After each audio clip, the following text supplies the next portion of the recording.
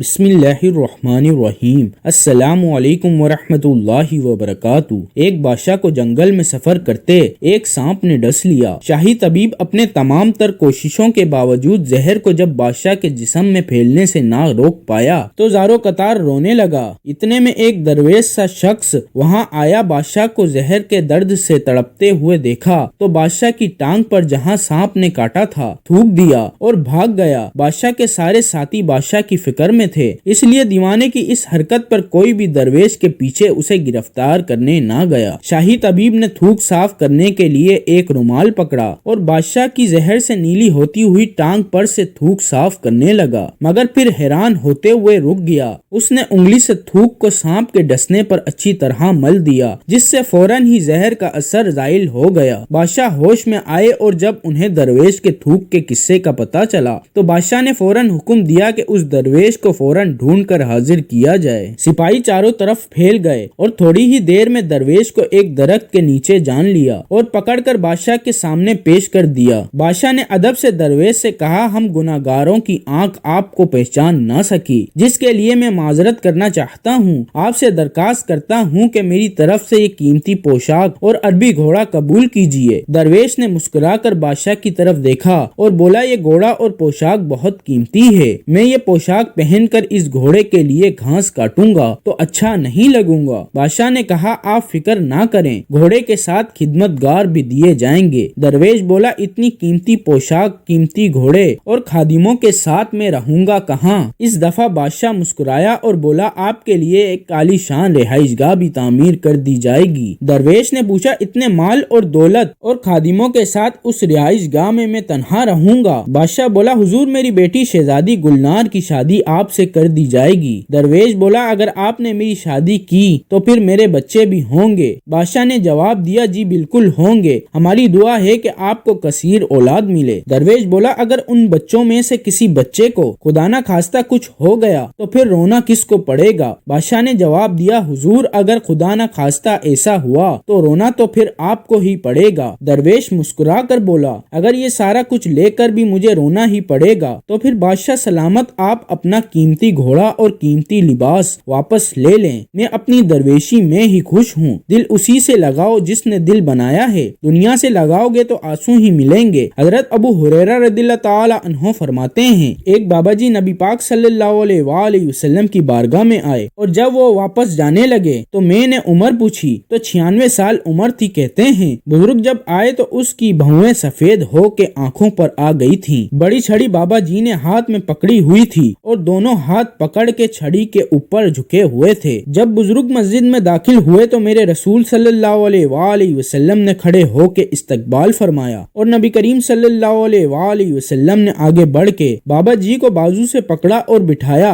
حضور صلی اللہ علیہ وآلہ وسلم بیٹھ گئے۔ کہا، بزرگوں کیسے آئے ہو؟ کہتے ہیں وہ بابا جی جب بات کرتے ہیں تو آنکھیں کھول کر حضور صلی اللہ علیہ وآلہ وسلم کا چہرے دیکھتے، پھر وہ بات کرتے۔ ان کے لب و لہجے کے اندر بڑی پریشانی، بڑی تکلیف، بڑی مایوسی تھی۔ عرض کرنے لگے، یا رسول اللہ صلی اللہ علیہ وآلہ وسلم ساری زندگی گناہوں میں بیت گئی ہے، غلطیاں ہی غلطیاں ہیں۔ اے اللہ کے رسول بڑی لمبی فہرست ہے، پاپ ہی پاپ ہیں، کالے سیاہ دفتر ہیں۔ یا رسول اللہ صلی اللہ علیہ وآلہ وسلم جب پلٹ کر دیکھتا ہوں تو مجھے نیکی دکھائی نہیں دیتی۔ حضور اس عمر میں آپ کا ایک صحابی ملا ہے، اس نے بات سمجھائی ہے تو تھوڑا خیال آیا ہے، لیکن یا رسول اللہ صلی اللہ علیہ وآلہ وسلم اب میرا وجود بیکار ہو گیا ہے، بوڑھا ہو گیا ہوں۔ بزرگ نے 3 باتیں کہیں اور بڑی نرالی کہیں۔ کہنے لگے، یا رسول اللہ صلی اللہ علیہ وآلہ وسلم اب تو میری کمر بھی سیدھی نہیں ہوتی کہ میں نماز ہی ادا کر سکوں۔ یا رسول اللہ صلی اللہ علیہ وآلہ وسلم میرے اندر طاقت نہیں کہ میں محنت مزدوری کر کے صدقے اور خیرات دے سکوں۔ یا رسول اللہ صلی اللہ علیہ وآلہ وسلم اب میں تلوار لے کے جہاد بھی نہیں کر سکتا۔ حضور نہ میں نمازیں پڑھ سکتا ہوں، نہ میں صدقہ و خیرات دے سکتا ہوں، نہ میں دین کے لیے کوئی جہاد کر سکتا ہوں، بیکار وجود ہے، بیکار ہو گیا ہوں، اور آج آیا ہوں تو مجھ بیکار کو میرا رب قبول کر لے گا۔